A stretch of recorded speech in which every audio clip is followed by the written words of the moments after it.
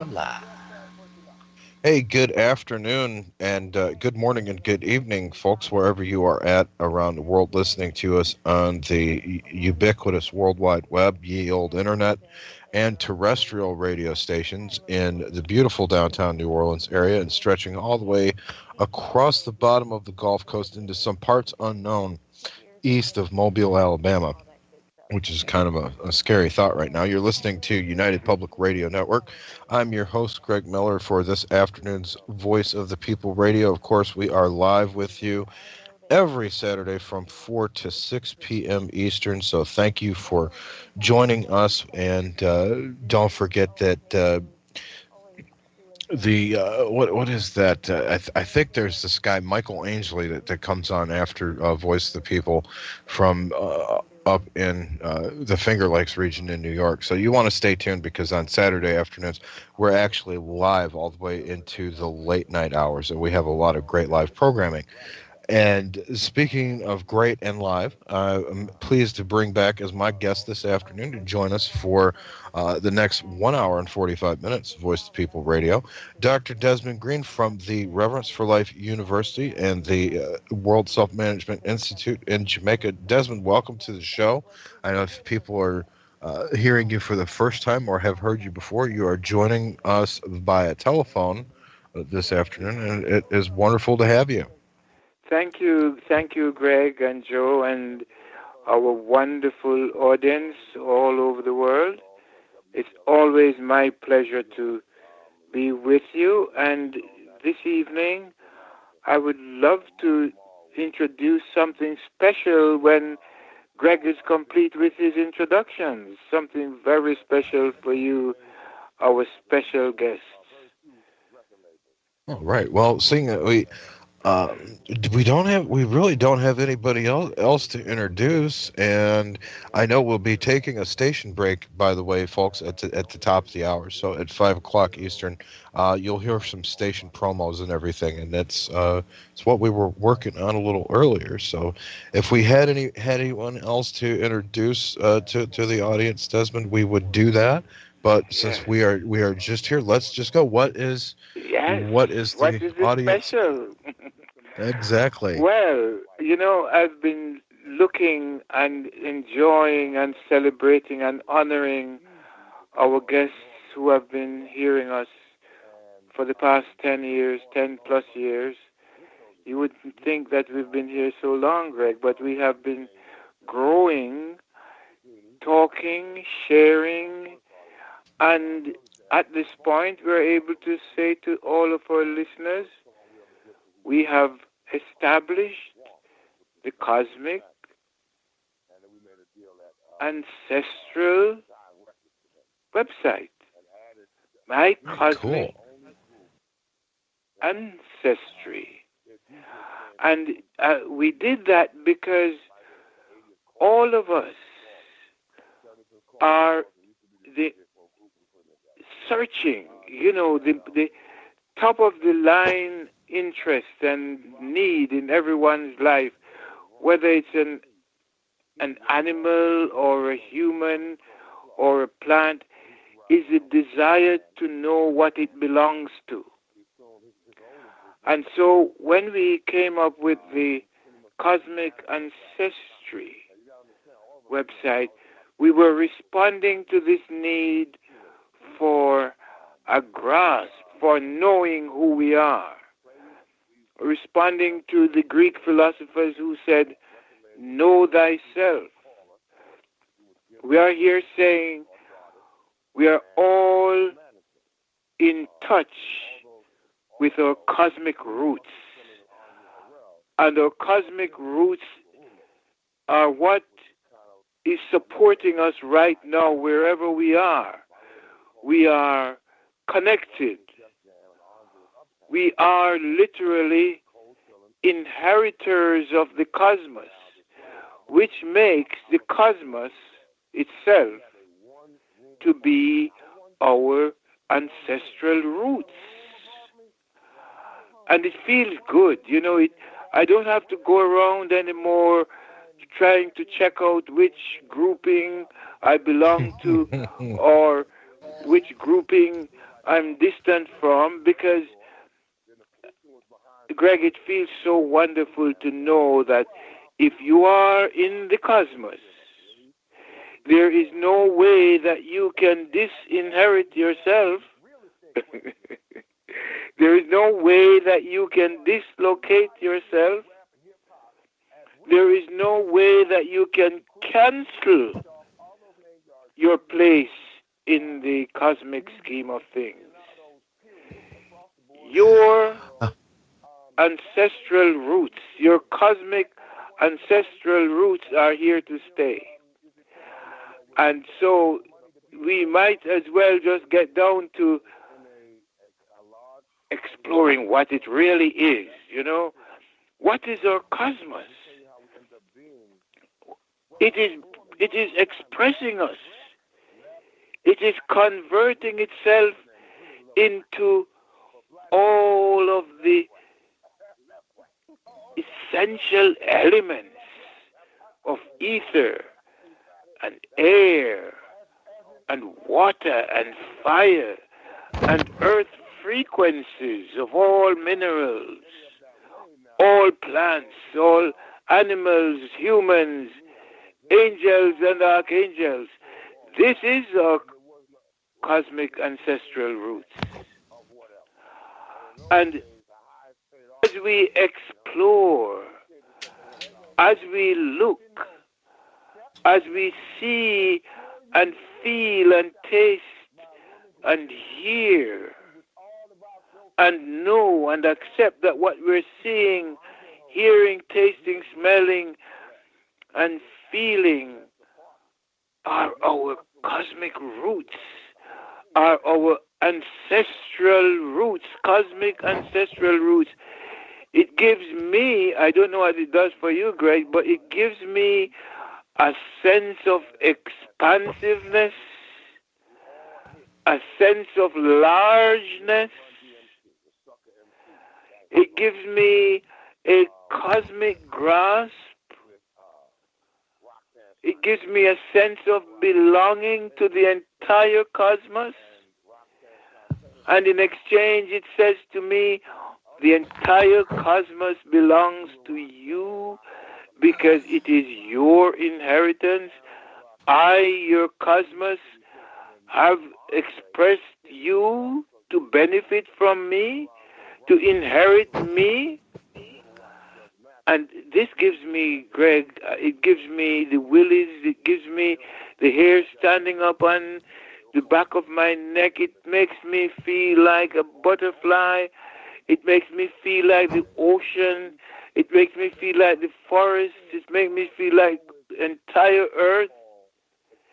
It makes me feel like the entire cosmos, all the planets, the stars and the moons.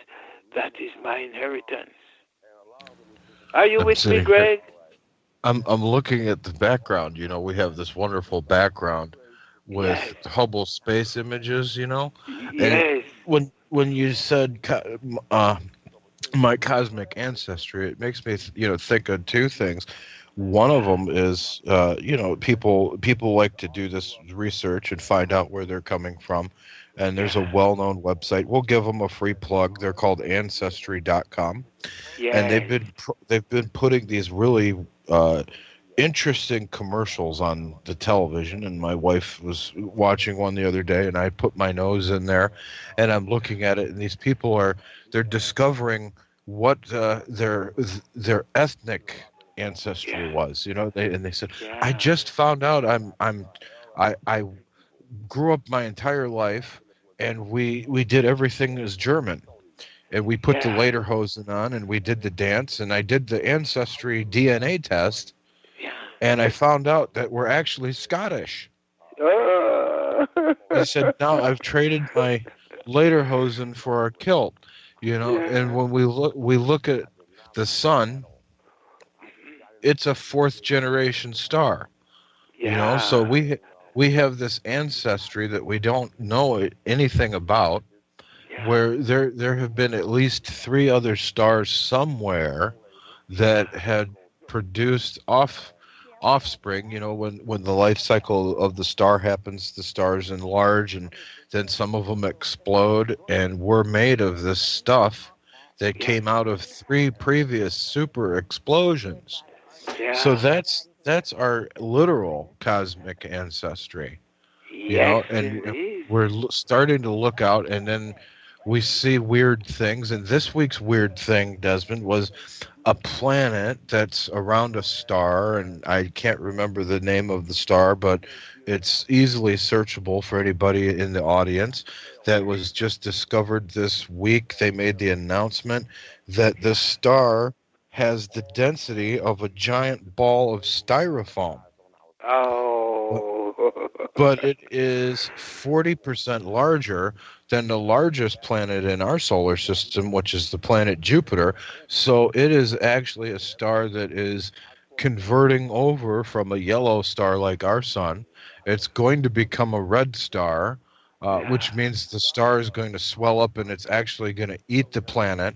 Yeah. But we won't see all of that, folks, because at least Yeah. not here on Earth, because that'll happen in 110 million years.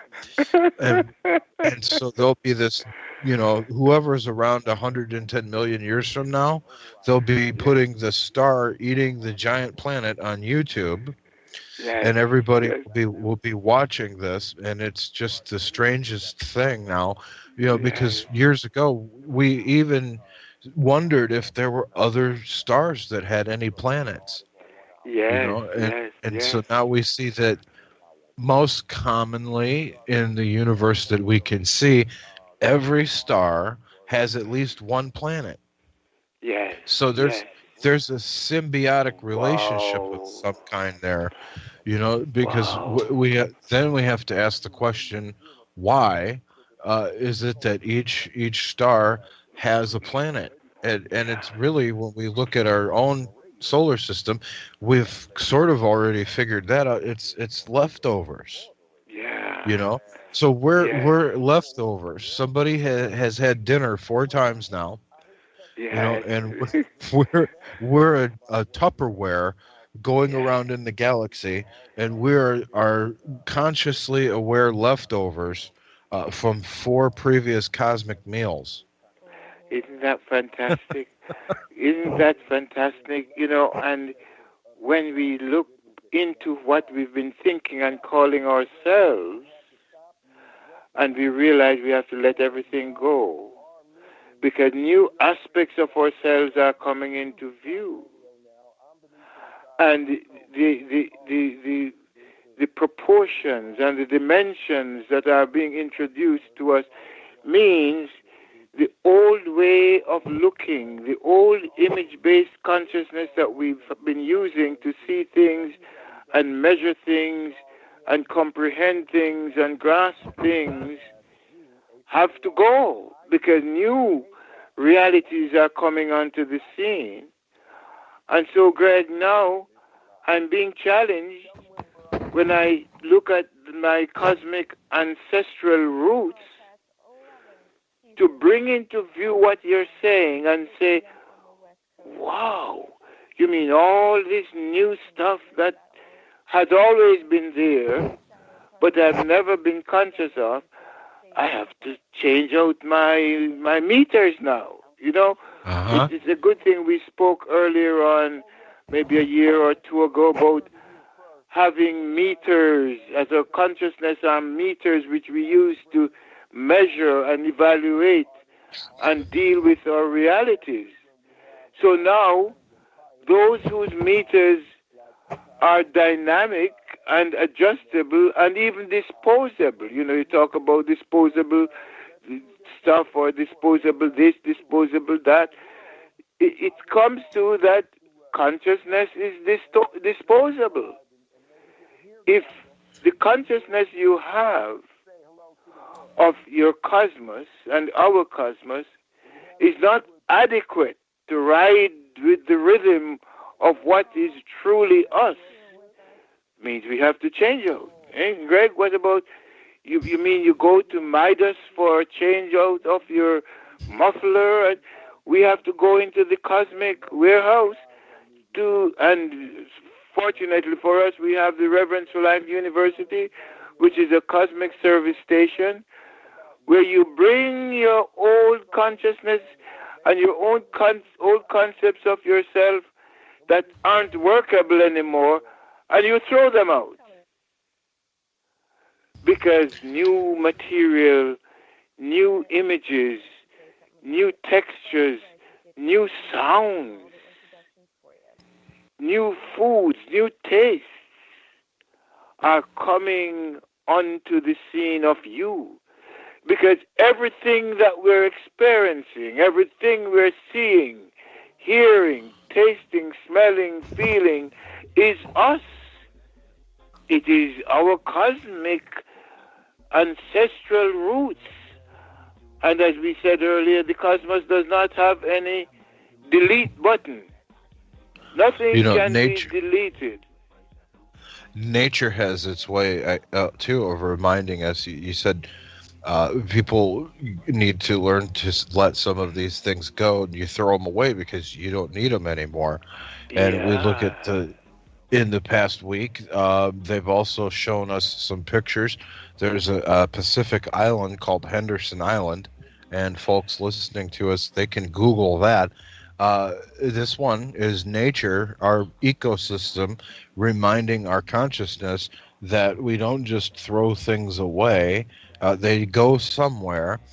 Henderson Island, they've estimated, it contains about 44 metric tons in the millions. 44 million metric tons of garbage Oh, has been God. washed up on this island. It's an unpopulated island. There's no otherwise human influence on this one island in the Pacific. Yeah. But they noticed, they looked at the satellite pictures, they said, what is that? So Yeah. somebody goes by in a boat and they look and there's all this trash. Ah. Lots and lots of trash, millions of tons of stuff, Wow. just Wow. everything people have been throwing away. Nature has brought it to the surface, and it's Yeah. found its way, and it's landed up there on the surf, and it's on the beach, and you Yeah. can go through, and there's stuff that somebody living out in Sacramento, California, they put it in the trash bin, Yeah. maybe 15 years ago, and Yeah. here it is. It showed up on it. Ah. It took a vacation to the South Pacific. Yeah. Yes, and we have to recycle it. It's the beautiful thing about what we're saying is that we are real. The cosmos is real. It is physical. You can see it, hear it, taste it, touch it, feel it, and know it. Because it's here. It's right here, and we are a part of it. And we have it to reckon with. And we have it to reckon with not so that we can be scared of it or we can run away from it, but that we should learn how to engage it, to engage the cosmos because it is our ancestral roots. Engage your roots because it is influencing your state of being. It is affecting how you feel. It's affecting what you do because it is you. So now to revisit some of our meters or concepts about ourselves in light of these wonderful, expansive explorations and exposures is is really a big job, because if you have a consciousness that can't make the adjustment to deal with the new realities, you could go crazy. And when you go crazy, what does the cosmos do with crazy people? It doesn't spit them out. It provides the support they need to make the adjustment that they need to make to be in harmony with the cosmos, which is in harmony with them. So I'm glad for the journey that the Reverence for Life University has made into becoming a platform, becoming a place where those of us who have concepts of ourselves which aren't working any longer, we at the Reverence for Life University say, bring them in. Replace them with this one. Replace them with that one. For instance, Greg, we take a look at the impact of accusatory theology. Accusatory theology as a way of looking as a philosophy for evaluating and dealing with life, which says, if Greg is looking different from me, then Greg is bad and I am good. And if Greg is taller than me and I want to even up with him, I say tall people are bad and short people are good. I make all these adjustments, these evaluations, and these comparisons. Now, when the cosmos says to me, I embrace all of you, I embrace all things as my own expressions, because I am the source of all things. I don't have any discrimination against that or the other, or the other, or the other, because my cosmic ancestral roots extend to everyone. I'm not accusing anyone of being anything. I'm affirming everyone as being me, myself. I'm affirming every nationality as being my expression. I'm affirming every single animal, every single human, every single bird, every single cat, dog, mouse as myself. Every bee. I have no distinctions, no exclusion clause in my constitution, because the cosmos is mine. So we literally have to resolve, we have to recycle our accusatory theological concepts, which say, you belong and you don't belong. Because you don't belong, you aren't good. Because you do this, you don't belong. The cosmos is saying, no, friends, all of me belong to me, and I have provisions in my constitution and in your constitution, because all of you are wired to remember who you are and that you are me. And in time, in the fullness of time, if you have a meter that can't measure everything, you have to exchange it for one that does. And I have provisions for that. If you have a consciousness that is a racist consciousness, for instance, which says if somebody has a different color than me, the cosmos says, look, I am the root of all colors. I am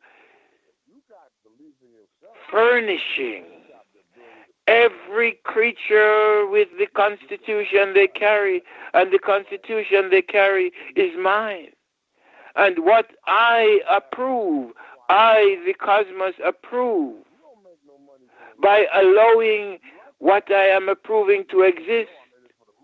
If I am allowing it, then leave it alone to reckon with me. Let me reckon with my existence, with the fruits of my roots. And so what that does for me, Greg, and for our listening audience, what it does for me, it relieves me of the pressure to judge anything and to make sure that everything is right. It frees me to tend to my own business, which is to make sure that I am in alignment with the cosmos, that I am in agreement with the cosmos, that I am in harmony with the cosmos that I am seeing as the images in my face that I am looking at, as the textures which I am feeling, as the foods which I am tasting, as the fragrances which I am smelling, and as all of the sounds which I am hearing. My job, my main job when I wake up in the morning is to be in harmony with me and with all. That me is not just from my elbow to my toe and my fingertips, my hair, head to my toe. Myself is everything that I'm looking at. The cosmos is saying to me, myself is the cosmos. And I have given you the right to include the rest of the cosmos into your perception of who you are. I am giving you that right because I have that right to myself. So we have to bring in now, Greg, we can send out an announcement for all non-functional accusatory meters, because we are not about to judge, we are about to replace. And in replacement for the accusatory perspective, accusatory theology, and accusatory philosophy and psychology, which is looking for the evil in one another and the wrong in one another, we say we will replace it with the cosmic cosmology, the cosmic affirmational cosmology, because the cosmos is an affirming, a self and life affirming organism. It is not in the business of putting you behind the 8 ball of your existence, of your being. It's saying you are the cue stick, and this game of life, you have it to play. And if your cue stick, which is your consciousness, isn't able to play it the way that gives you satisfaction and security, then get another cue stick, become another cue stick, which can play this pool game of life in such a way that you win the game, that you feel secure and satisfied as you play the game. So we want to open a window called the replacement window, where everyone who has been working with the accusatory theology perception, if it hasn't made you happy, if it hasn't made you secure, we ask you to come to our service station, the Reverence for Life University service station. What we will show you is how to dispose of that perspective, to dispose of that meter that doesn't enable you to feel your cosmic roots and your cosmic authenticity and the satisfaction which comes from knowing that you are the cosmos, that the cosmos is your inheritance. If the perspective you're using doesn't enable you to feel that, we say come to the Reverence for Life University. There is a service available to you to make the transition, to move from accusatory theology where you're accusing yourself and the rest of the world as being guilty of something or the other, which doesn't make you feel good and it doesn't make the world feel good. The world is going to fight back to you. We say, okay, change that perspective, because you're here to enjoy yourself, to enjoy the cosmos, to celebrate yourself, to celebrate the cosmos all day. every day You know, with every breath. Desmond, if we spent the last 10 years trying to catalog all the Yeah, different ways, the different accusational theologies, these belief systems that people, say that and then label themselves with, yeah, and they say, so strictly, we're using this for an example.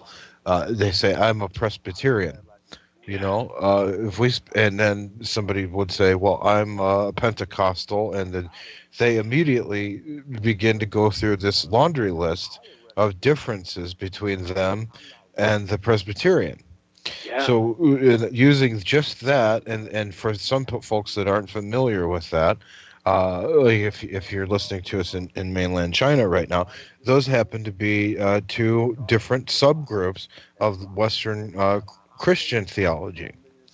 Hmm. And to illustrate the problem, they have such a list of what's different between A and B and C that we could have spent the last 10 years trying to catalog all of these differences that each group has, and how they're different from the other group, and then what in their opinion, it will say that what in their opinion makes the other group bad, that Hmm. we would still be sitting here trying to make up this ridiculous catalog.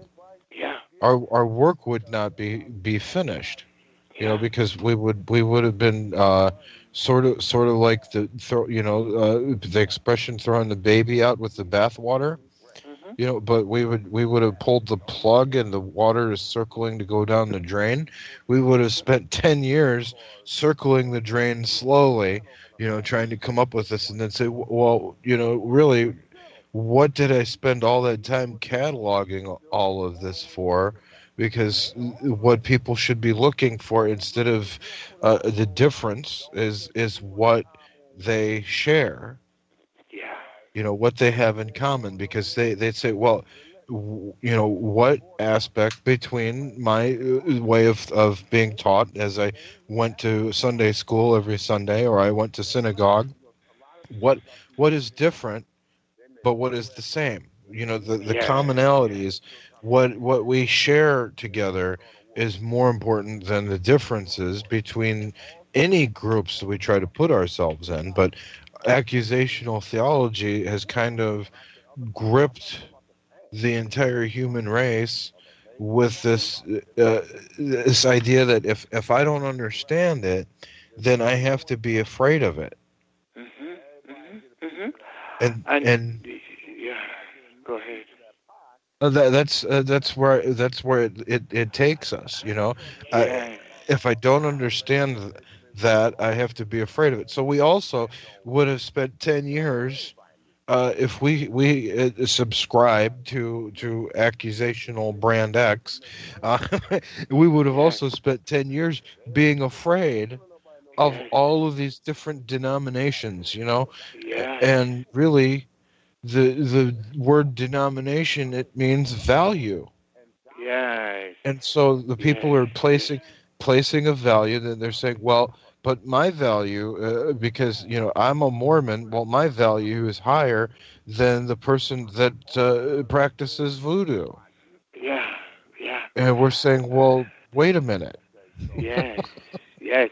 We invite everyone, Greg, every one of those persuasions to come to the Reverence for Life University.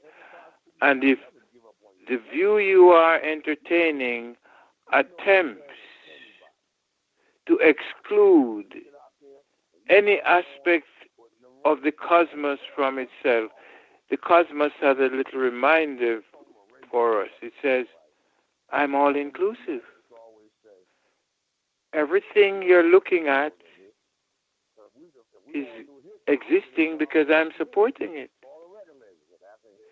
So you could do yourself a favor by simply learning how to appreciate it and allow it to be what it is, because it is being the cosmos, and it is in allowing what is to be self that we also achieve being fulfilled in what we are.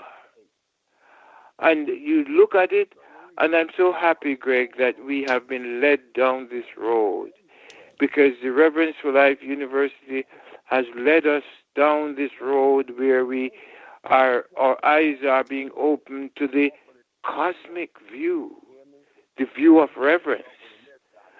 And that view is saying, be an affirmational being, because I, your cosmos, am affirming you. I'm not judging you, I'm affirming you. You are. And he says, okay, Desmond, I'm going to give you a mantra that encapsulates everything that I'm saying to you, that you're experiencing. I am my physical, pre-existing self-sequencing cosmos. I am my physical, and everyone who is listening, you're listening to us because you're a physical being. I am pre-existing. In other words, I have been in existence before I had a consciousness. I have been in existence forever. You ask me to explain that, and I say to you honestly, I cannot explain any of that to you.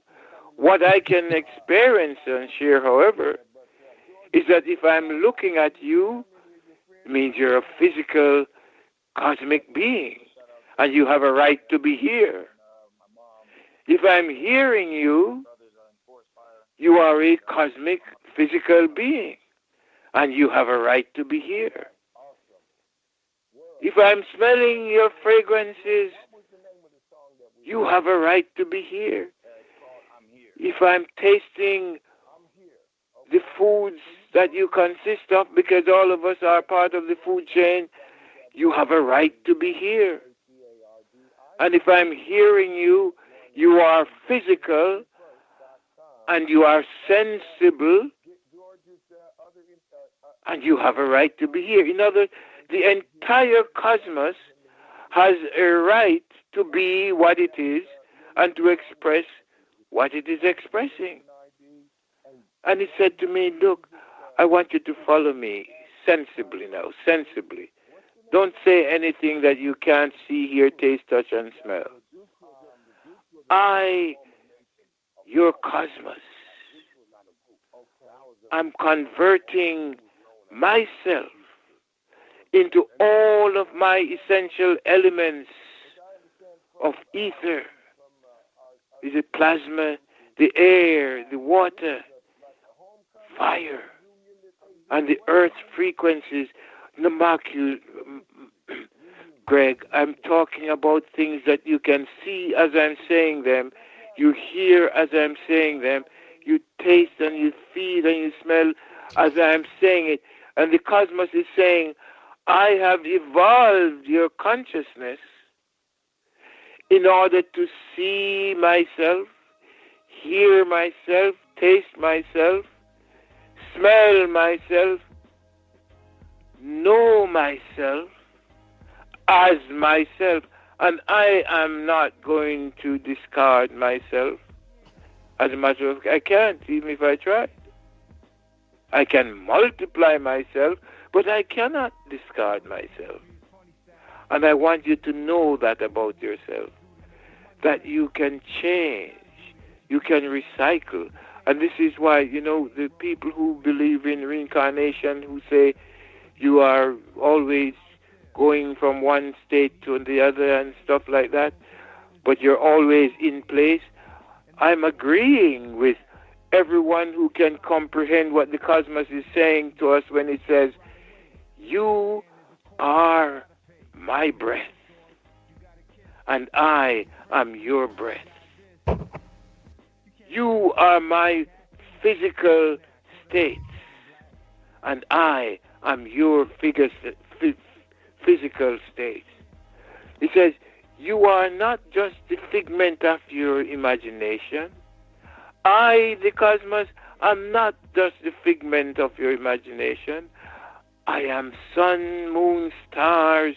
I am elements that you are experiencing. So let's get down to the reality now. You're here to learn, to become conscious of what you are already. That's the only thing you can become conscious of, what you are already.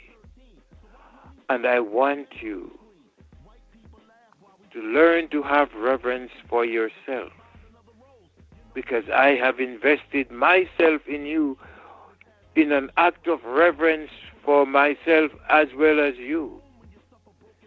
So if there's one lesson that you have to learn in the shape and in the frame and in the dimension that you are in, it is the lesson, the practice of loving yourself.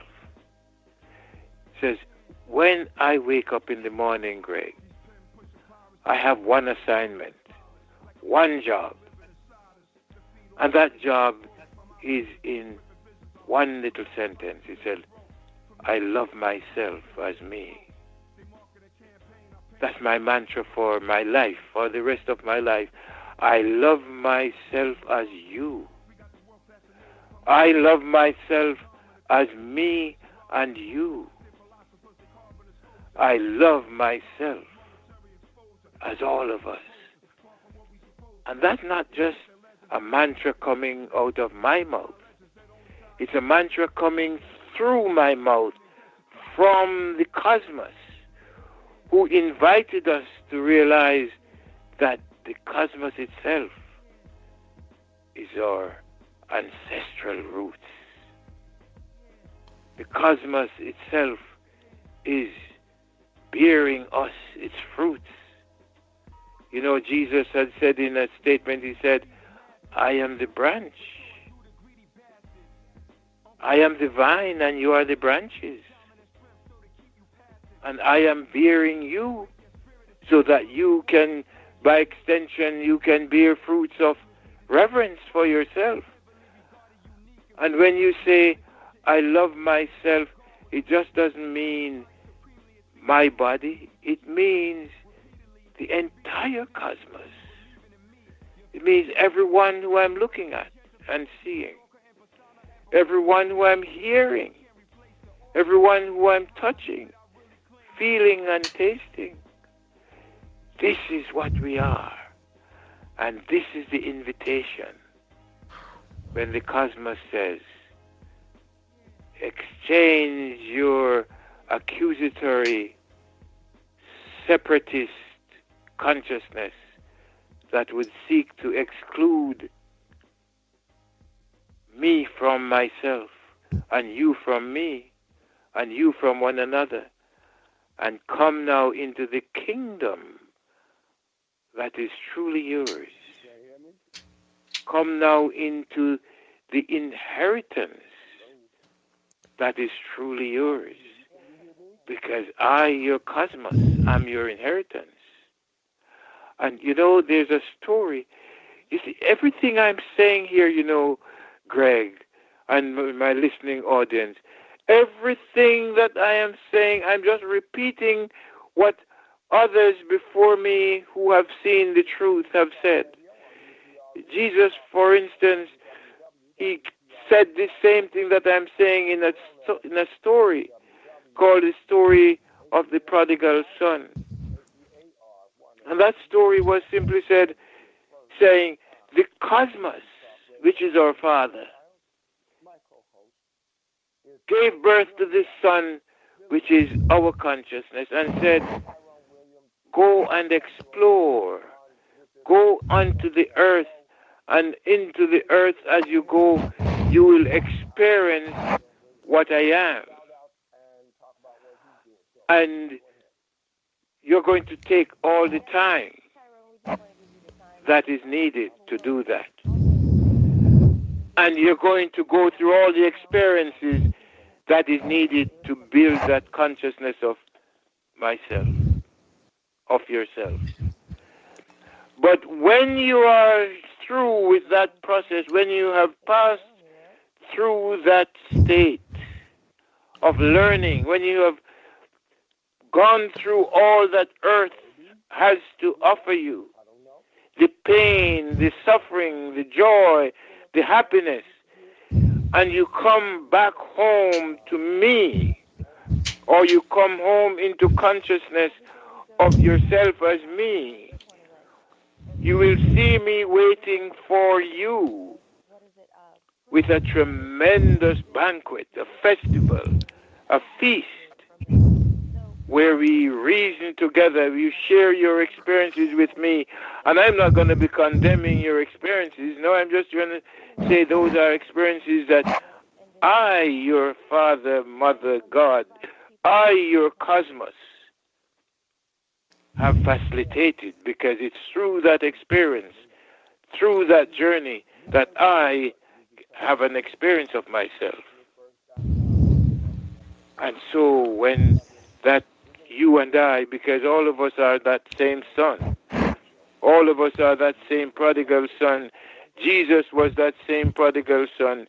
Everyone is that same prodigal son that the cosmos has given birth to and said, go. I am affirming your journey. I am supporting you on your journey. Enjoy your journey. Learn well. Because when you come back into full consciousness of yourself, you come back into the knowing that I, your cosmos, am your ancestral roots. And nothing can alter that. I cannot dismiss you from me, and you cannot dismiss me from you. I am your breath. And so, this evening, or tonight, whatever time it is for you, I would like you to expand yourself, drop all the meters that can't cope with, that can't grasp what we're saying, and replace them with the affirmational meter that is able to say everything that I'm experiencing is a part of me. Were you saying something, Greg? When we say for people to just plug the affirmational meter in, they're going to be hooked into the ultimate in service, Desmond, because there's no shortcoming. There's no bill that's going to come up, and there's not going to be anybody banging on the door saying you're about to be disconnected. Yeah. Because there's a shortcoming and there was not enough of something, and you don't have to worry about scarcity when we talk about being affirmational, because that was the one thing that the prodigal son thought was going to happen to him, that he was going to come back and his father was going to say, I found you to be wanting. Yeah. And, I don't care that you're hungry. The father, of course, in the parable that Jesus spoke, said, go and kill the fatted calf. Yeah. The fatted calf was the one that they saved for the big festival, for the celebration, for the homecoming. He didn't say, go kill the sheep and we'll have mutton for dinner. He said, go and kill the fatted calf. My son has returned. Yeah. And we want people to understand that what we're telling them is if they can plug themselves into being affirmational instead of accusational, they're going to find out that nobody is going to come around and say, well, what you have is not enough. Yeah. What you've brought back empty-handed is nothing. And I'm going to give you the same value. The cosmos says you have infinite value. Yes. And so you deserve only that best. Only that fatted calf was going to suffice for the father to have that celebration. And everyone that's listening to us can understand, if they are willing to listen, that is what the cosmos is telling each and every one of us with each deep conscious breath that we take, and we say, thank you. I love you. To ourselves, The cosmos isn't saying that you have to grovel and scrape and beg and consider yourself to be the lowest thing that ever crawled out of the mud and existed here on Earth, and you only deserve to be food for the animal that's waiting there because you look very tasty. Yeah. The cosmos says enjoy that experience. Yes. No Yes. matter how brief that experience may seem, that Yes. experience is infinite.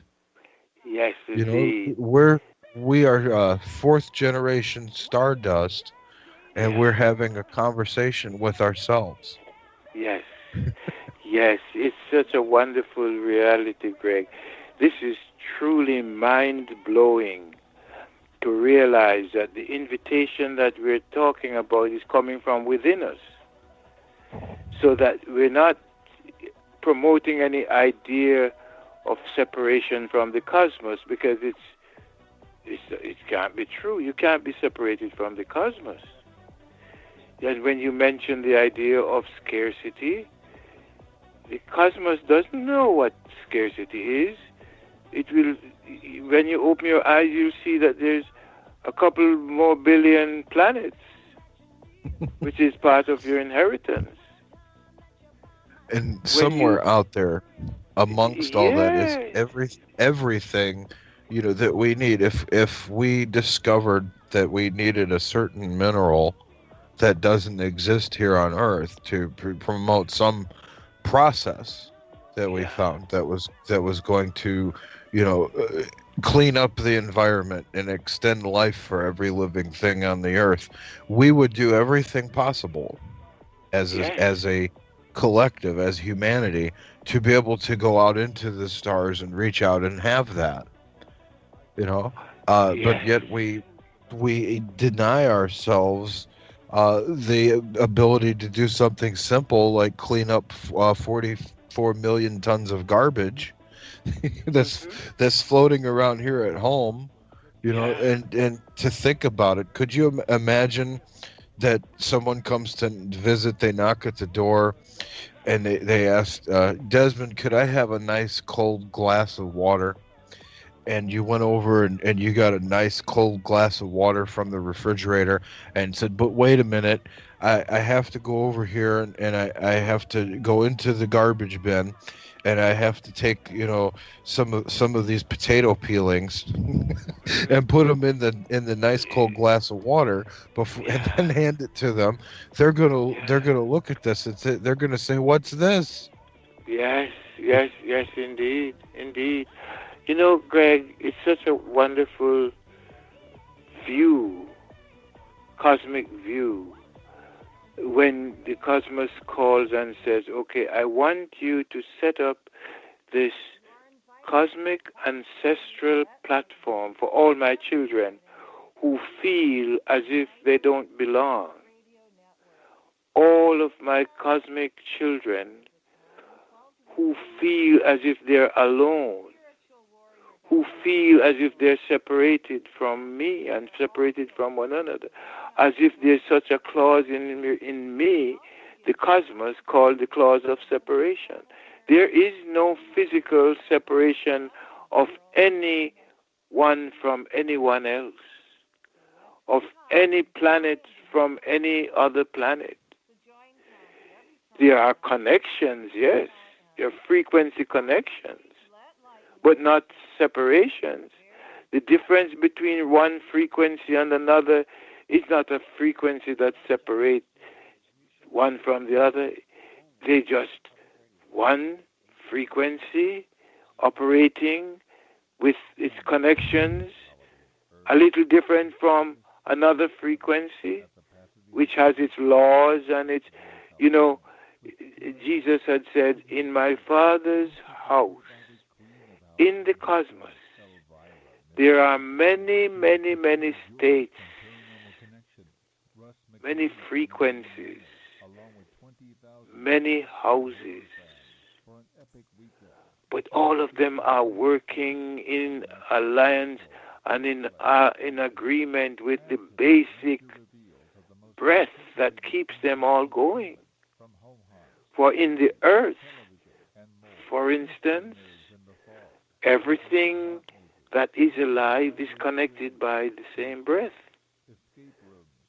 The trees are breathing, the animals are breathing, the plants are breathing, the humans are breathing, the angelic frequencies are breathing, the archangelic frequencies are breathing. We are one breath, one spirit, one cosmos. And if you would characterize the cosmos as God, it certainly qualifies as God because it is expressing everything that we are experiencing. And it is keeping everything that we're experiencing going. And it's not going to stop. It doesn't have any, as far as we are able to look, there's no provision for it to stop. And all we are being invited to do is take the time necessary because time is on your side. Take whatever effort is necessary to engage me, your cosmos. You engage me through talking with one another. You engage me through listening, sharing with one another. You engage me by eating the fruits of my efforts. You engage me through your senses. You have 5 senses, which are maybe more than 5, which are constantly engaging me through the sounds, the images, the textures, the taste that you're experiencing as yourself. So know that your only job is to engage me as your ancestral roots. You're wired to engage me, and I'm wired to engage you. So learn how now. We talked a little there, Desmond, about the accusational theology, and about how people can change that perspective by being part of an affirmational psychology for themselves. Perhaps we can go here at the last part of the second hour on Voice of the People Radio, and let's try to talk with the members of the listening audience that might not have heard us before about self-talk, because it's very important. People would say the guy that's talking to himself, well, he's crazy. Well, sometimes people think it has to be backed by a little bit of science before they believe something. So we can say, well, now there has been a study done at Harvard that tells people that indeed people that talk to themselves are actually what they would consider above average intelligence. Yes, yes, So yes, indeed. when you're being affirmational, one of the most important things that you do when you have the mantra and say I love myself is you're having that conversation with yourself, because you can't have that conversation without having it with yourself and then express it to someone else and say I love myself as me, Yeah, I love myself as you, without explaining to them a little that if they have to engage themselves in that conversation, yeah, because it's what you're doing. Everyone yeah, may have a different perspective on it a little, but we're all having this conversation with ourselves constantly every day. yes, yes, And it's because that's how we evaluate things. We make the decision making processes, or we have to go through and we choose that we have to do one thing because of another, because of circumstances, and a lot of those valuations are impressed because we are social and we are there and we are adapting what we do with our time for other people, but we yes, cannot neglect having that self talk. yes, Yes, because it's the yes, most important talk you're going to have, yeah, in being able to express to someone exactly how you feel. Because when we listen and they tell us how they feel, and they say, I'm in pain, we have to then have that conversation with ourselves before we can respond. We yeah, have to say to ourselves, I was in pain. I remember being in pain. It wasn't very long ago that I had this pain, and now how am I going to tell Joe that I experienced the same type of pain? And before yeah, we can even formulate the words, that thought process, that self-talk is going through. And yeah, so when it's affirmational self-talk, yes, then no matter how negative the other person is looking at the situation, they will be able to see a positive yeah, from what you're going to tell them next, rather yeah, than us being accusational and saying, Joe, you said you're in pain. It's all your fault because everything yes, you did is yes, wrong. yes, yes. That's so right, Greg. And I don't know how much longer we have in this segment, but you're absolutely right. The next segment we will focus on the affirmational nature of the cosmos. Oh, The we're right here, affirmational. W- And for everyone that's listening, if you're expecting to come back to us from a break, or you join us in the second hour, this is the second hour of Voice of the People Radio on United Public Radio Network. You're listening to us, of course, worldwide over the internet from everywhere in the United States and beyond into mainland China. Thank you, everyone who's listening to us on China Public Radio for English language speaking broadcasts. We welcome everyone here on Voice of the People Radio, and we welcome everyone to visit reverenceforlifeuniversity.com and become, not only someone who perceives himself as a student, but also a member of a faculty where you can share your Yes. affirmational experiences. And if you think that your life has not had enough affirmational experience, as you'd said before, Desmond, the practice is a way for people to begin to have that self-talk. Yes. Yes.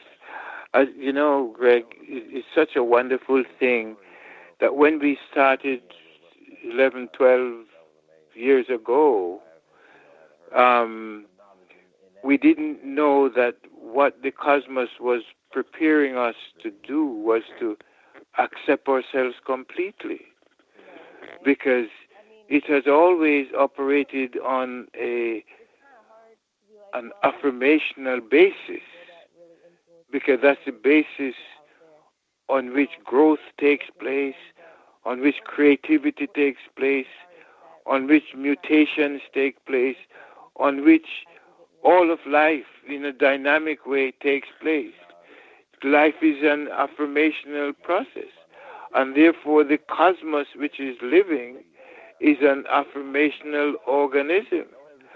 And as you really point out again, the important thing about mantras is that when you put your words into play, when you speak your word goes out before you and brings in all the elements that fit those words and bring them into manifestation into your life. And so it is so important to begin to realize that the universe, that the cosmos runs on its affirmational terms, on its affirmational language. And when it says to us tonight, I am your ancestral roots, there is nothing more heartening that I, as a fruit on those ancestral roots and vines, can hear. When I hear, and this is affirmational theology now, when in affirmational theology the invitation is go and learn, go and experience life, and bring your experiences back to me. Then I will not be paying attention to the accusatory commands, which says God does not want you to do the things that he wouldn't want you to do.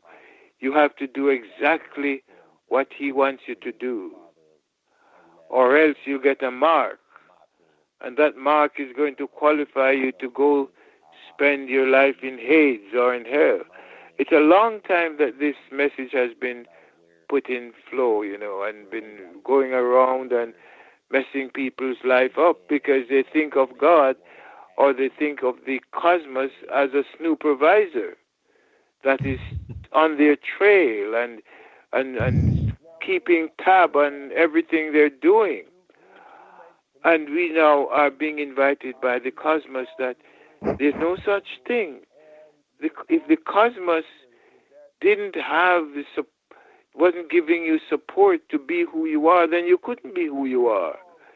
If it was giving you the support to be who you are and then judging you on what you're doing, then it would be a little confusing.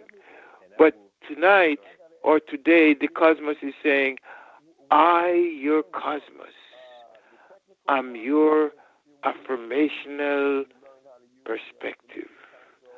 I am behind you, supporting everything you are doing. So the important thing is that you develop a language that is self-supporting. You develop a language that sees you in harmony with the rest of the cosmos. And when I say, for instance, I love myself as me, and I love myself as you, I love myself as me and you, I love myself as all of us, that is the most important thing I can say, the most beneficial thing I can say to myself. And what I would say is take a look and learn how to say the truthful things about yourself, the wonderful things about yourself. When you say, I am all of the elements in the cosmos, I am the essential elements in the cosmos, and you look at yourself and you realize, yes, the air you're taking in are the elements of the cosmos. The fruits, the foods, the minerals, the plants you're taking in are the elements of the cosmos. When you begin to recognize that these are the physical things that make you up, your mind, your consciousness will be grounded in reality of experience, not floating around in the imagination of the opinions of others. You'll not pay attention to opinions. You'll pay attention to the reality. And so go through now everything that you have been saying about yourself that isn't true. For instance, if you were taught or told to say to yourself you're a sinner, realize that that's foolishness, that the cosmos does not have any provision for that type of statement, because the cosmos is too busy saying to you, I am your cosmos. I am all of your elements. Check it out. See it. I am all of the water that you're drinking, the food you're eating, the music you're hearing that's stimulating your imagination and your body. Look at me. I am physical. And what is me, the cosmos? You can measure me. You can see me, hear me, taste me, touch me, feel me. I am real. You're dealing with reality when you're looking and seeing me. I'm who you're looking at and seeing. I'm who you are tasting when you bite into a fruit. I am who you're feeling when you run your fingers through your hair or on your body. I am who you're smelling when you smell the fragrances around you. This is reality. You are reality. Engage yourself at the point of what you are experiencing. So let your mantras be what you're experiencing. I am my physical, pre-existing one-breath cosmos. I am breathing. I am pulsating. I am converting myself into all of my elements which you can see and hear and taste and touch and smell. I am real. Let your mantras be saying the reality of who you are.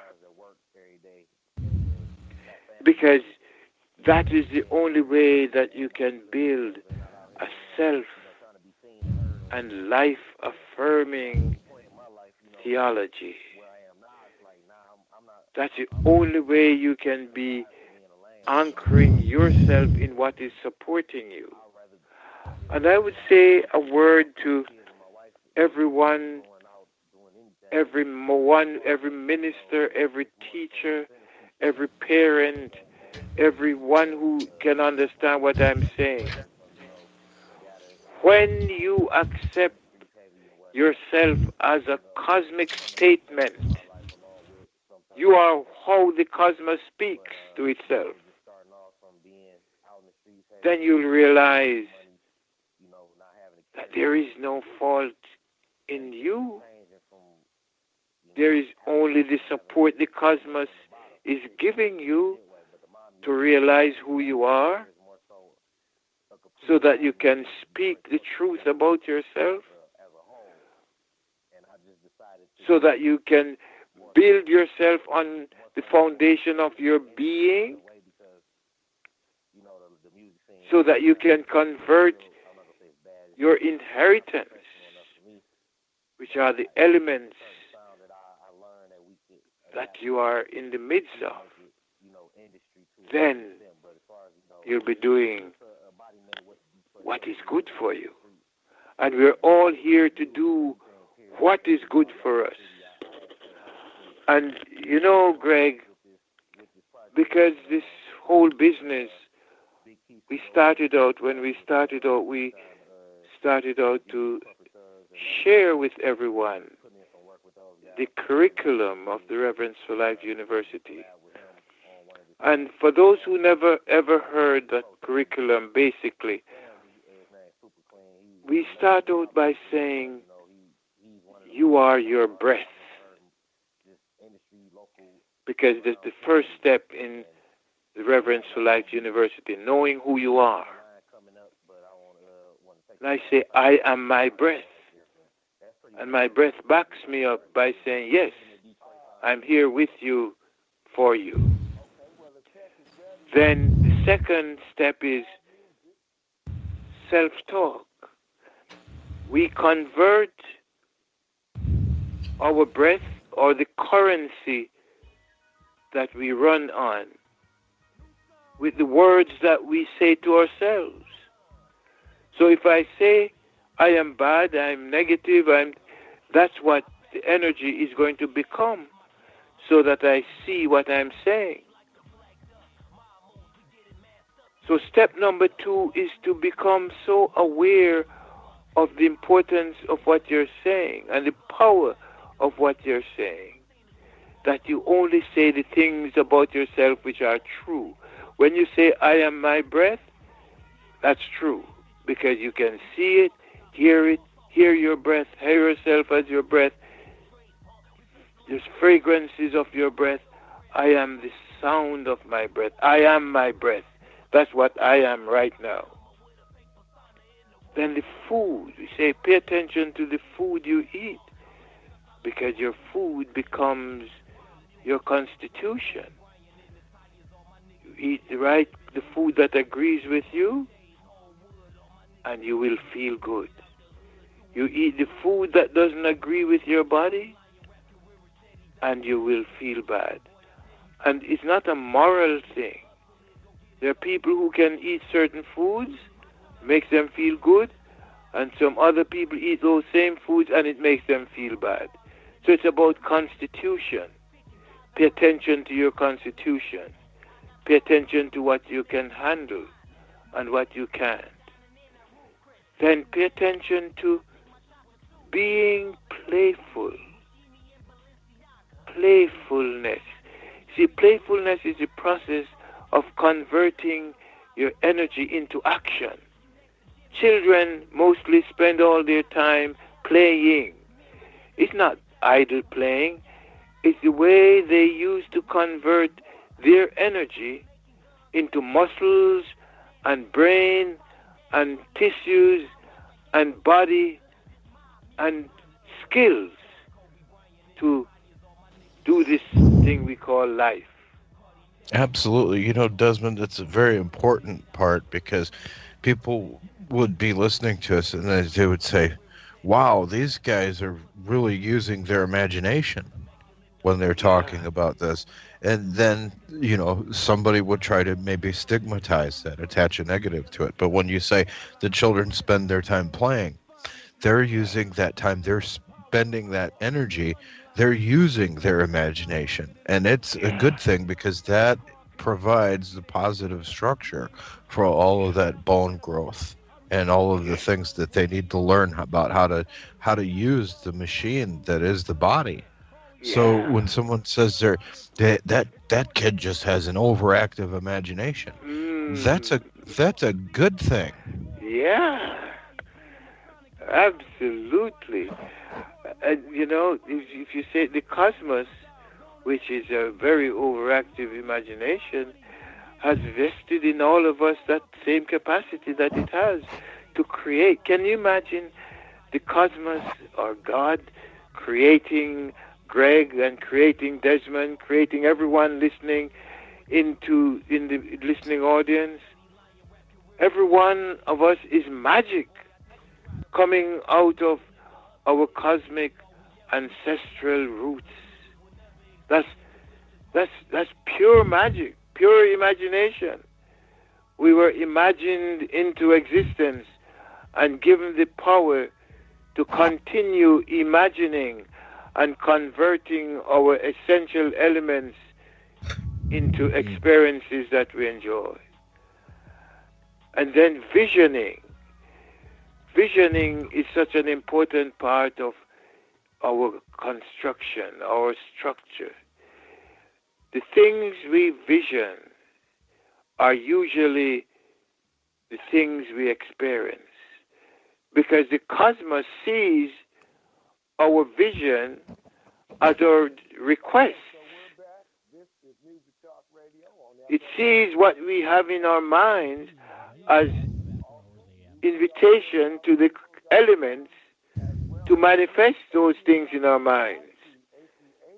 Because the elements hear and they respond to us and to our thoughts and to our feelings.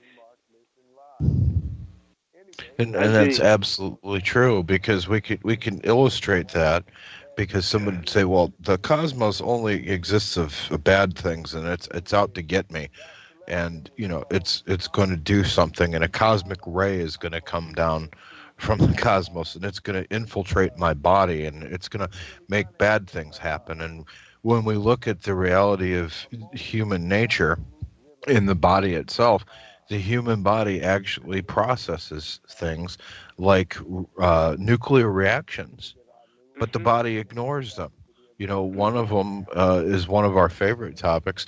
If you had a bowl of delicious bananas in front of you right now, Desmond, and you mhm, decided to peel one and eat it, you know, what mhm, happens is you are taking in a radioactive potassium But your body ignores the fact that they're part of the potassium that's radioactive.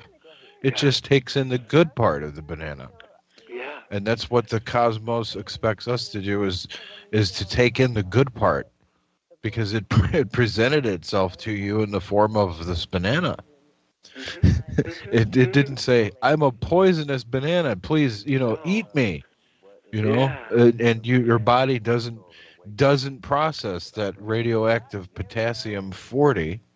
It just passes out of the biological system, Yeah. and then it's gone.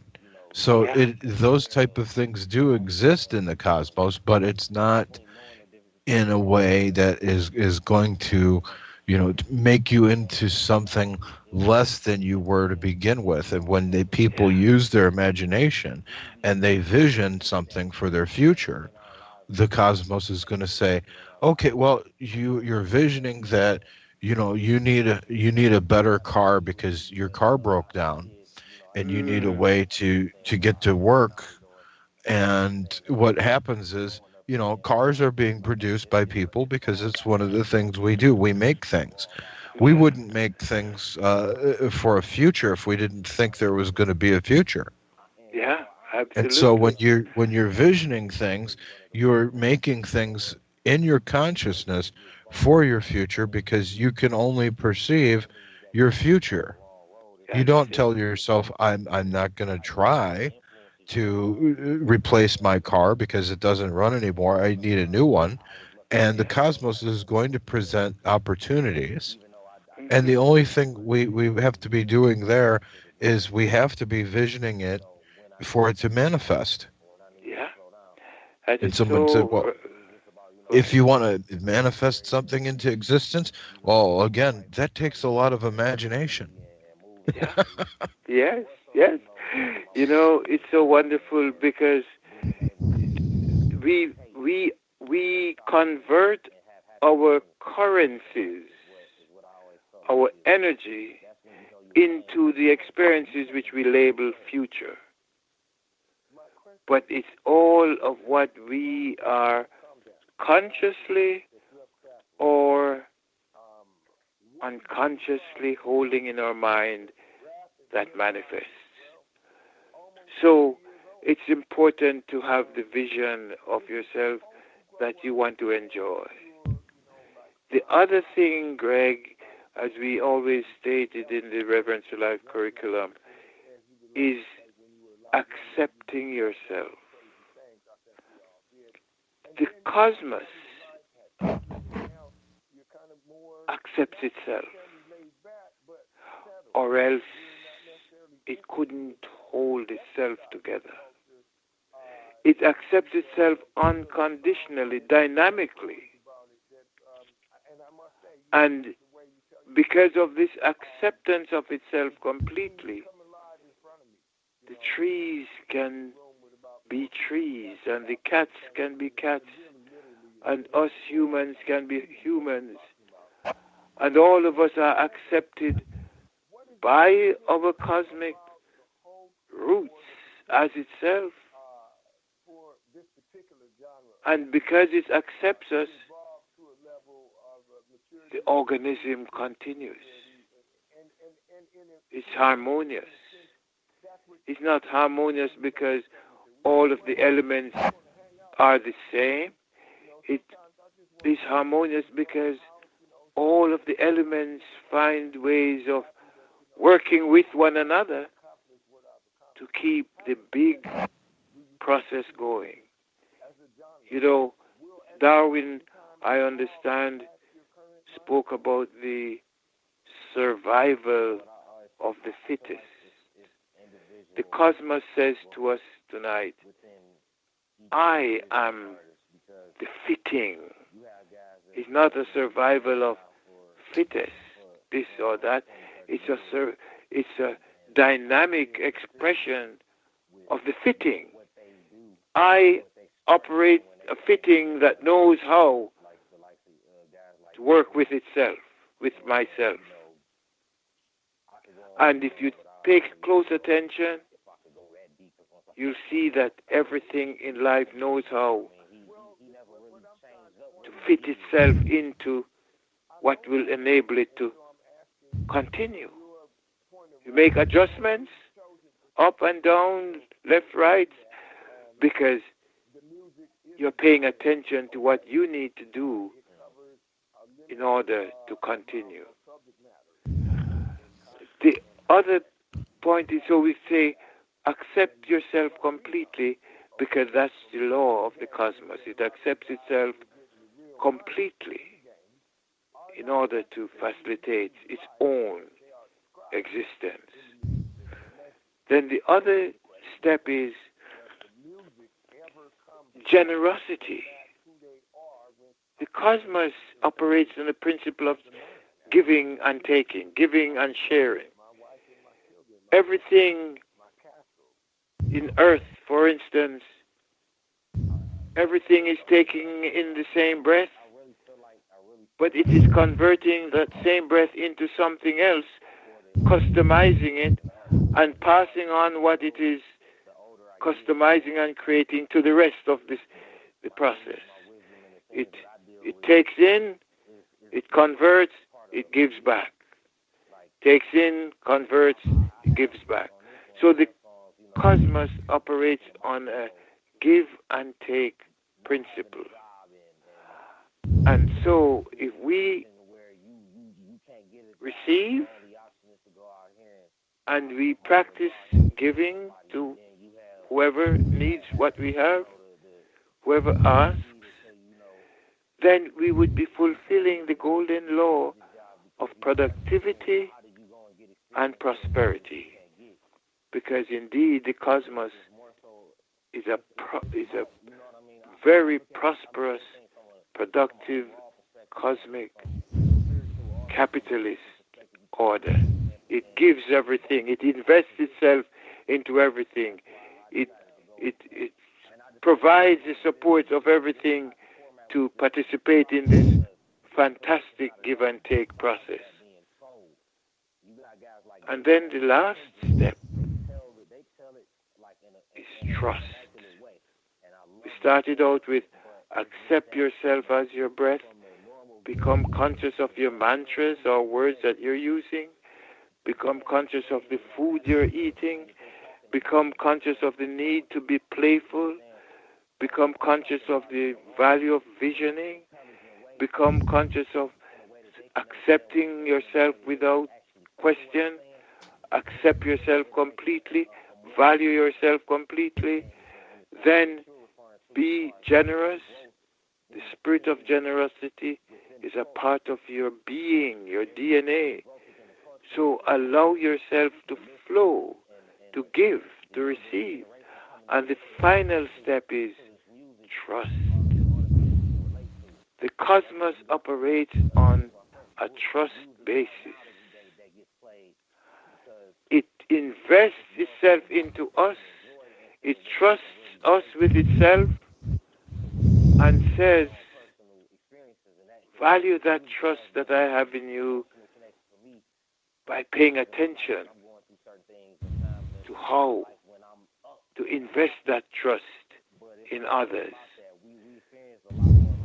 Expectation and trust are two different things. And many of us confuse expectation with trust. But when I expect something of you, Gregory, I'm putting a pressure on you to fulfill my expectation. And if you have something else to do with your energy, and you go and do that thing with your energy, I could very well be saying I'm disappointed in Gregory because he didn't do what I expected him to do. What I need to do, however, is to trust Gregory to do what Gregory needs to do for Gregory, and trust me to do what I need to do for myself. So the cosmos invests itself in us and trusts us to grow until the day will come when we understand our true nature as cosmic as cosmic beings, as cosmic expressions, as the cosmos itself that is always going to trust itself and support itself. Those are the tools, the skills we have to learn, and they only come with practice. So we practice and practice and practice and practice some more, because practice is what leads to harmony and perfection in any skills we need. You ask anyone with any skill at all in any field of life, and you know, whether it's the basketball player or the football player or the tennis player or the musician or the athlete who runs, and all of them come back to the same principle. We practice, practice, practice, and we keep practicing. And that's what the cosmos is inviting us to do. To practice, practice, practice. Paying attention, being attentive, loving ourselves. As you say, when you wake up in the morning, practice loving yourself. All through the day, practice loving yourself. Every opportunity the cosmos presents to you and me are opportunities to practice being who we are and expressing who we are. Tonight, today, whatever time you're listening to us, our invitation is inherit the cosmos, because the cosmos is your inheritance. Learn how to become conscious so that you can participate in your inheritance and own it as your gift from the cosmos to itself. And Desmond, I want to invite everyone too that thinks that we don't think about the science behind these things to visit the reverenceforlifeuniversity.com. And up there on the front page, they'll see a little bit, a link there that they can click through that says the science of self-actualization. Because it's really another thing to bring out to everyone who's listening to us for the first time, is that there is a scientific rationale. Yeah. And people might not think so, you know, but the science of self-actualization is there. Yeah. And it has been wonderfully broken down and mirrors what we've said. But what we would like for them to do is, if they want to visualize it and put it up on their screen and bring it in as an affirmational interaction, they can go to reverenceforlifeuniversity.com and they'll see science of self-actualization right there on the front page. Yeah. You know, to use a little more imagination, because people always talk about we seek meanings in these things, because as far as we know, we're supposed to be the only intelligent form of life that we've come across so far. It's looking around in the universe. And at the beginning of the show, we were talking a little bit about what the scientists have been finding with these wonderful space telescopes, and the fact that they find giant planets that might have the consistency of a giant ball of styrofoam, and we marvel at those things. But when we were talking after that about the fact that the human body doesn't process something like a potassium 40, but it exists in a banana that is sitting on the table, and the banana is saying, I smell wonderful, I'm an appealing color, and you're hungry, so you want to eat me. You know, we use our imagination a little bit and say, you know, what if somehow out there in the cosmos, there's another planet with intelligent life like us, and it just so happens that they have a deficiency, and their body needs to be able to ingest something that contains a potassium 40, but their planet has a very hard time, or they've done something very bad with their ecological system and they're no longer able to produce it. If they were able to come to the earth, they would see this miracle plant, this thing that we call a banana, and it holds this potassium 40, which they would be able to eat to their heart's content.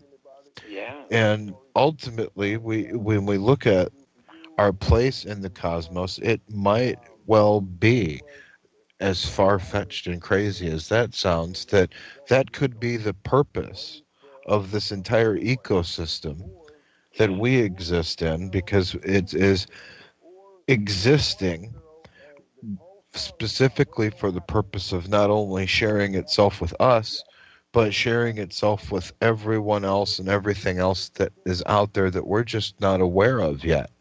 Yes. So, That. so we Yes. may all be having this conversation on behalf of the banana.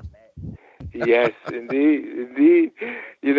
That's so fantastic, Greg, because also we want to take a look and say, all right, if the Earth is an incubator where the cosmos learns to experience itself, to convert all of its elements into experiences, personal experiences, where the vastness becomes individualized, but not cut off from the rest of itself, where the rest of the cosmos comes for experience. And we talk about aliens and stuff like that. The cosmos says there's no aliens as such. All of us have the same roots. We just don't have the same consciousness of ourselves. Because on Earth, the consciousness you develop, it might be different from the consciousness that the people on Mars develop or Pluto develop.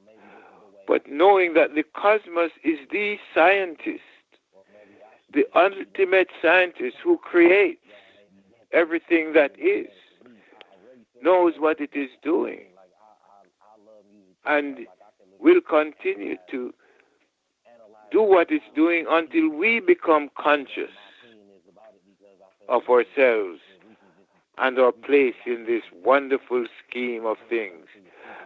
Where, as you say, as inheritors of the cosmos, the entire cosmos is our inheritance, and none of us can disinherit ourselves. But we have to throw away the consciousness that doesn't work. We have to throw away the consciousness of accusatory theology, simply because it doesn't work. And we have now to replace it with the affirmational consciousness coming from the heart of the cosmos, which says to each one of us, I am your ancestral roots, and you are my fruits.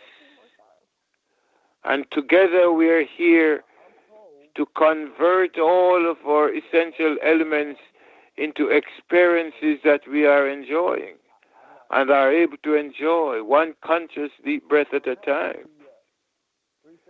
Because life is for living and loving and having fun, and for securing and satisfying ourselves through the experiences we have.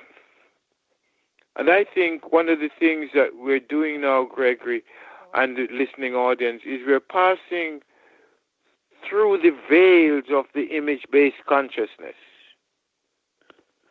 The image-based consciousness had a purpose. It was a purpose to get us to this point where we realize that we're not the images that we see. We are the breath that we are, creating the images as means through which we experience and express ourselves. We are indeed the cosmos. And I would certainly want to invite everyone to come to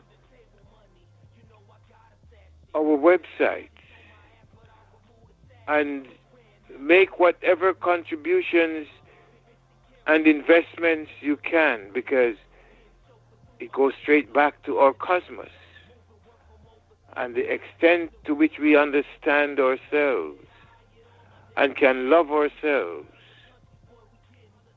as the cosmos loves us is the extent to which we will secure and satisfy our beings within the cosmic scheme of things, is the extent to which life becomes a joyful venture, fully supported from the within. No more fears, no more doubts, no more questioning, always feeling the support that the cosmos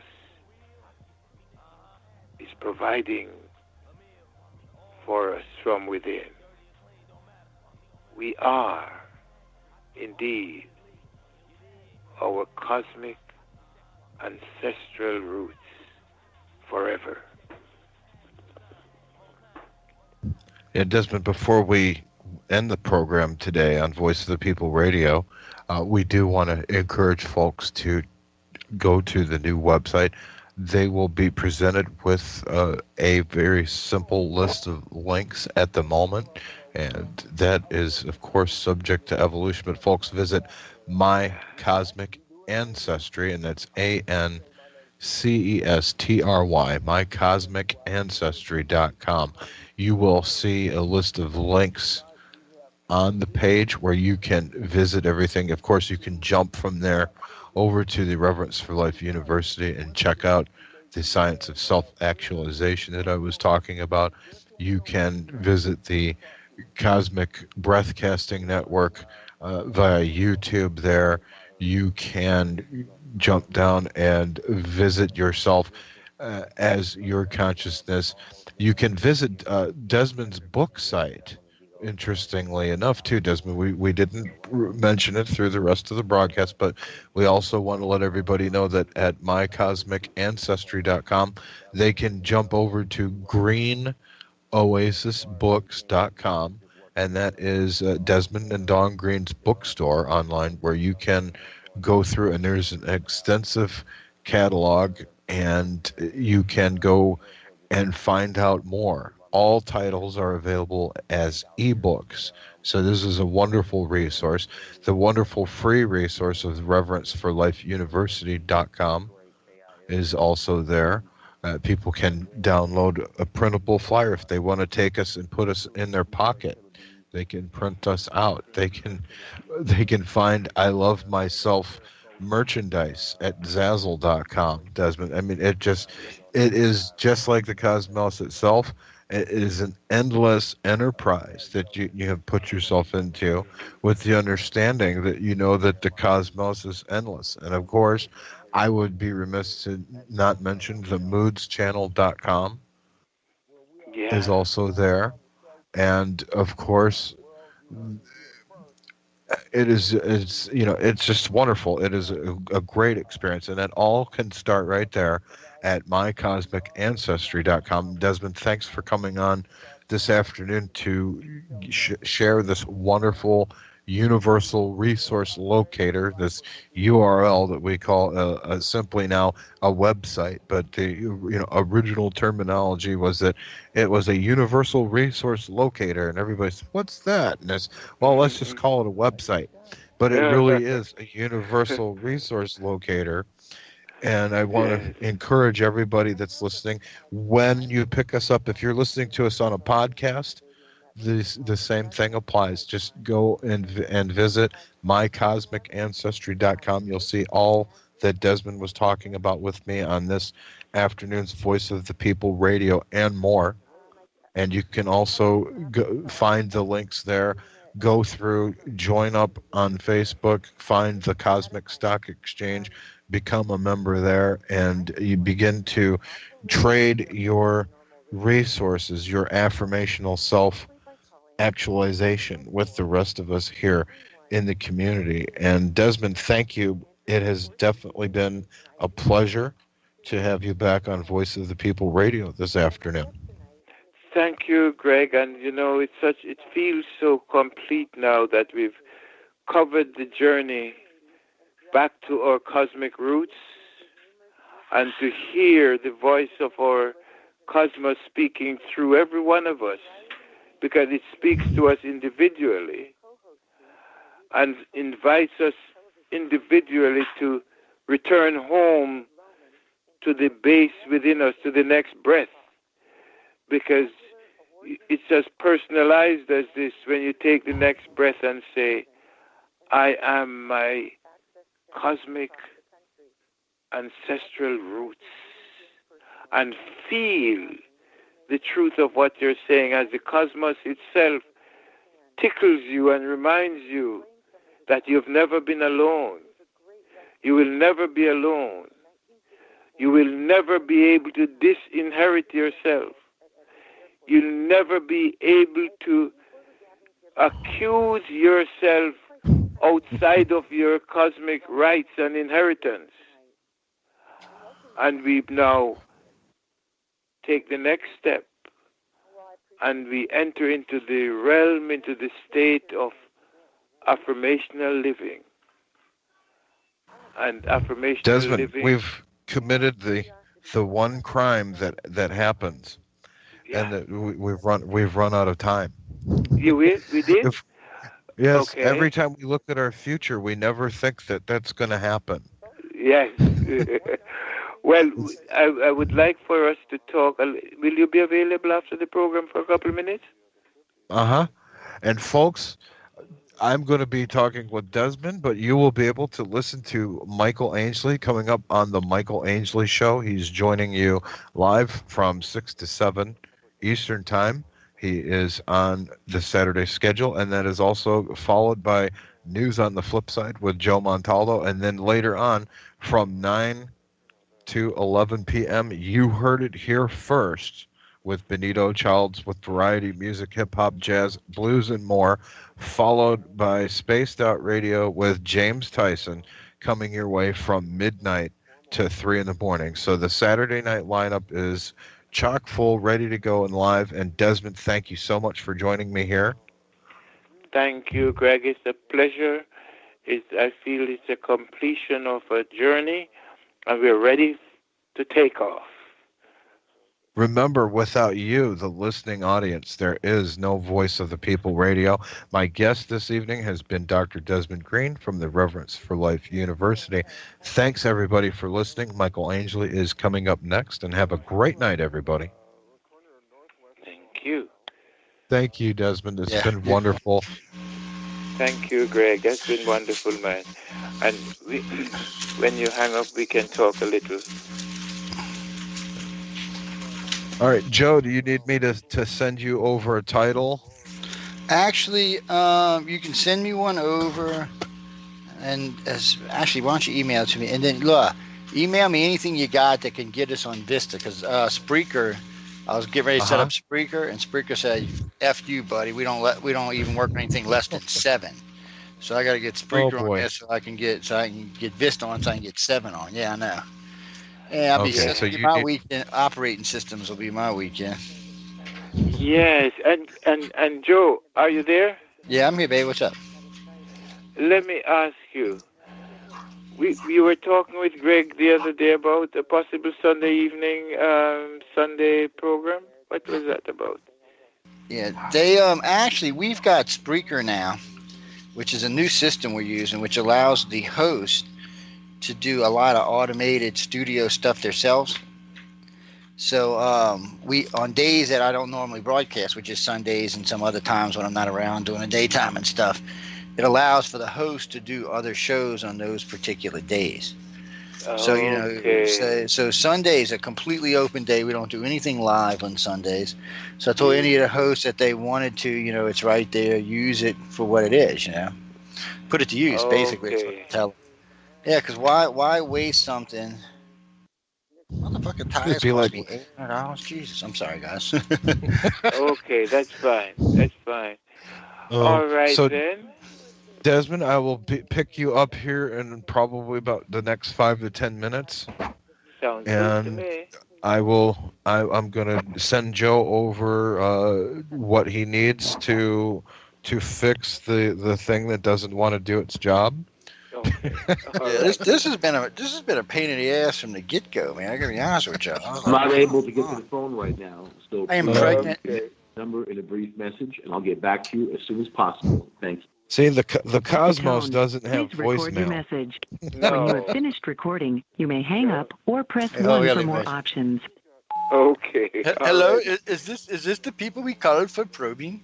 Is this the probing agency? Please tell me this is the probing agency. I've been looking for a long time. Okay. That'll give Michael. Michael, Oh. what the hell was that? Yeah, Michael will pick that voicemail up after he's done and wonder if we were smoking anything. Okay. I'm So moving somewhere where they let you smoke something. I don't care what it is. let me ask you quickly. Let me ask you Yeah. quickly. Uh-huh. Greg, can you give me half an hour? I'll call you back Yes. in half an hour Uh-huh. by Skype. Yeah. At Skype. I'll be here either way if you ring me or if you can ring the house phone. Okay. I'll be here floating around somewhere and tell Yeah. Don hello from both of us. I will. Yes, I till will. I said hello. Okay, I will. And yeah, I want to get our team viewer up and running again. Yeah, see, on Sundays, y'all could actually do quite a lot of time because, like I said, there's nobody there. Okay. It's All peaceful. right. We play with it. I've been talking to y'all cleaning my office. Michael, you with us, baby? All right. Okay. Okay then, Joe. Talk with you later. Be good, guys. Talk with you, Greg. Bye bye. What is all this Lowe's crap for? I better hang on to it. Do you need to update a Vista, an XP system to Vista? Yeah, it's what it's got on right now. It's got on XP Pro on it right now. So I got to go. Uh-huh. I got Vista, but every time I go to install it, it fucking tells me that it's not a valid 32 something or another. I'm like, what the fuck are you talking about? And it won't let me do it. So I'm kind of like, what the hell? Damn, I had a lot of cleaning that I was talking to. So you've run the Vista upgrade disk. It won't let me. That's what I'm saying. When I put the disc in, Right. it tells me. Hold on, I'll tell you exactly what it tells me. Michael, Uh-huh. where you at, Michael? Hold on. Give me a second. Yeah, I'll be here doing that. So Start. it'd be Computer. Okay, here we go. Now, when I right-click on the disk, it says spinstall.xet is not a valid Win32 application. It won't let me do it. And of course, if you do it from on start, it tells you this is an upgrade, not a reinstall. So it tells you, oh, you got to go into Windows and run it from there. okay. So that's what it's doing. So when I run it in Windows, it tells me, oh no, sorry, it's not working. What are we having to Michael? Michael. I don't know, but I'm glad I walked out of the room for that because Gia would be going nuts. I hit the video button. So it's an XP with Service Pack 3. Yeah, it's Service Pack 3 XP. I hadn't even had a chance. I was just getting ready to start looking for Service Pack 4 to see what I could do with it. Uh-huh. And I've been running, and then it's weirding me out some because I've been downloading stuff from the BioStore page. There he is. We got him now. What happened? I don't know. You were with us, but you weren't with us. Oh man, did I die?